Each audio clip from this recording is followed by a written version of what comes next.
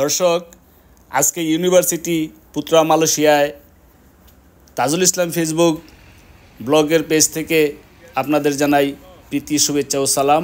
আসসালামু আলাইকুম ওয়া রাহমাতুল্লাহি ওয়া বারাকাতুহু।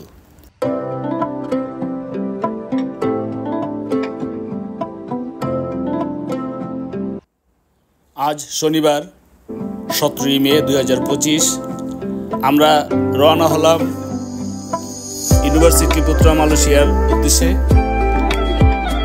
ওইখানে যে আমরা ইউনিভার্সিটি সম্পর্কে জানবো, আপনাদেরকে জানাবো, দেখব এবং আপনাদেরকে দেখানোর চেষ্টা করব।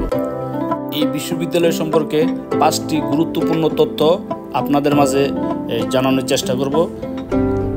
বিশ্ববিদ্যালয়ের ইতিহাস, ঐতিহ্য, গবেষণা, ক্যাম্পাস ও ছাত্রছাত্রীদের মতামত সম্পর্কে আলোচনা।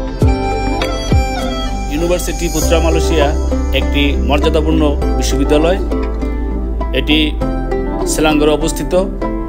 1931 সালে যাহা প্রতিষ্ঠিত হয়। কৃষি ও জীববিজ্ঞান সহ বিভিন্ন ক্ষেত্রে ইউপিএমে ভিন্ন ধরনের ফ্যাকাল্টি গবেষণা কেন্দ্র রয়েছে, যা ছাত্রছাত্রীদের বৈচিত্র্যময় শিক্ষা প্রদানের পরিবেশ তৈরি করে। ইউনিভার্সিটি পুত্রা মালয়েশিয়া ইউপিএম এর ঐতিহ্য প্রতিষ্ঠা লগ্নে জীববিজ্ঞান ও কৃষি গবেষণায় কেন্দ্রীভূত ছিল, কিন্তু বর্তমানে প্রকৌশলী, মানবিক, সামাজিক বিজ্ঞান, ব্যবসা ও অন্যান্য বিষয়ে শিক্ষা প্রদান করে থাকেন। 3 নম্বরে, গবেষণার ক্ষেত্রে ইউনিভার্সিটি পুত্রা মালয়েশিয়ায় অনেকগুলো গবেষণা কেন্দ্র রয়েছে। তার মধ্যে কৃষি ও খাদ্য প্রযুক্তি, সামাজিক ও বিজ্ঞান প্রযুক্তি সহ অন্যান্য গবেষণা কেন্দ্র রয়েছে। 4 নম্বরে, ইউপিএম এর ক্যাম্পাসগুলো আধুনিক মালয়েশিয়ায় সবুজ ঘেরা পরিবেশে অবস্থিত। 5 নম্বর, ছাত্রছাত্রীদের মতামতে ইউনিভার্সিটি পুত্রা মালয়েশিয়ার শিক্ষার্থীরা তাদের শিক্ষাগত গুণ এবং মান মর্যাদায়, ক্যাম্পাসের পরিবেশ এবং গবেষণার সুযোগ সুবিধায় তারা আনন্দিত ও সন্তুষ্টি প্রকাশ করেছেন। We love UPM. দর্শক, পারপোস্তাকান সুলতান আব্দুল সামাদ। এটি একটি লাইব্রেরি।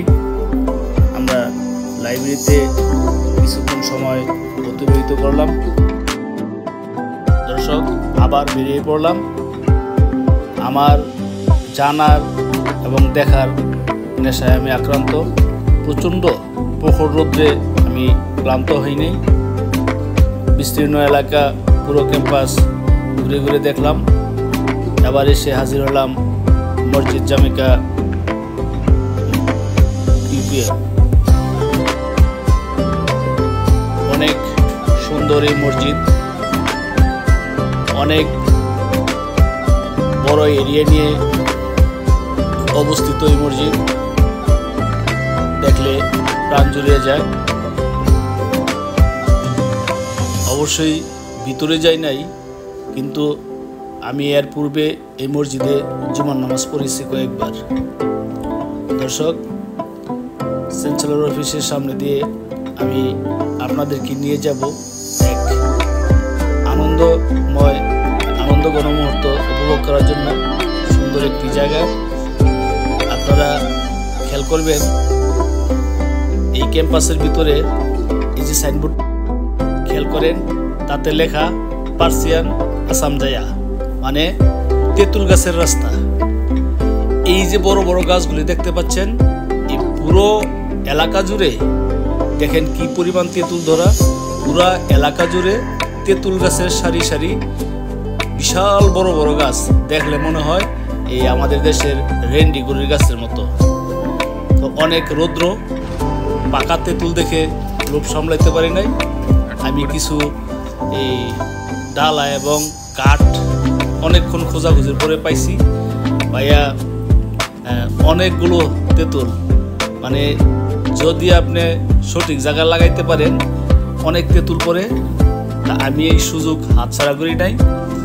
অনেক তেঁতুল পারলাম এবং খাইলাম, অনেক মজা করলাম, অনেক আনন্দ করলাম।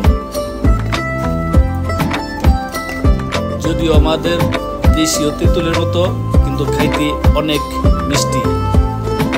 এই ইউনিভার্সিটি যেহেতু কৃষি গবেষণাগার, কৃষি গবেষণা করে, তাহলে এখানে অবশ্যই এই গবেষণার মাধ্যমে এই গাছগুলো রোপণ করা হয়েছিল।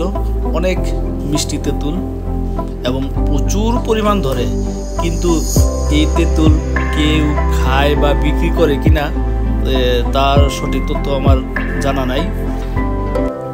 দর্শক, প্রচণ্ড রৌদ্রের গরমে এই গাছ পাকা মিষ্টি তেঁতুল পেয়ে অনেকগুলো খাইলাম এবং কিছু ব্যাগে নিয়ে গাড়িতে রাখলাম। পুরো এই তেঁতুল গাছ এলাকা ঘুরে ঘুরে দেখলাম এবং আমার খাওয়ার নমুনা দেখে অনেক বুঝতে পারছেন যে মজা করলাম। মজার তেঁতুল মনে হয় যে এই মিডের মুরালি খাইতেছি। দেখতে দেখতে সময় প্রায় শেষ হয়ে আসছে।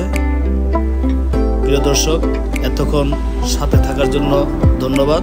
আবারও দেখা হবে। আল্লাহ।